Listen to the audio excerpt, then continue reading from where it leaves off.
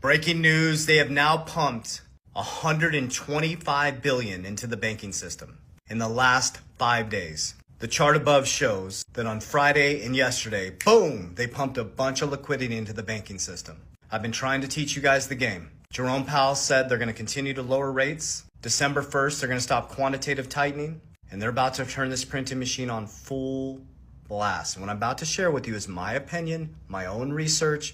Do your own research, prove me wrong. But I'm going to share with you what I believe is going to happen by 2030. I'm also going to share with you personally what I have done about it.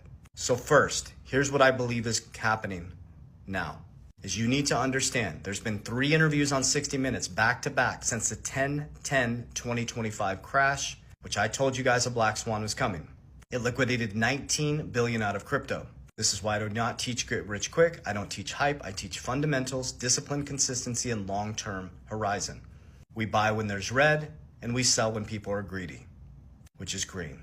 We build ecosystems inside and outside of cryptocurrency. We do not believe in get rich quick or hype. We stick with fundamental, long-term things that will be here. There's been 3 interviews back to back. And if you don't follow my YouTube channel, check out 3T Warrior Academy. I just did a video to break this down. It's right after the 10/10/2025 crash. They had Larry Fink on 48 hours later. They were talking about the 1929 crash. And then on the back end of that video, Larry Fink comes on and he recommends that people should be getting into alternative investments to include cryptocurrency. He admits that he said it was used for money laundering, fraud, and now he's the number 2 holder through BlackRock in the world in Bitcoin.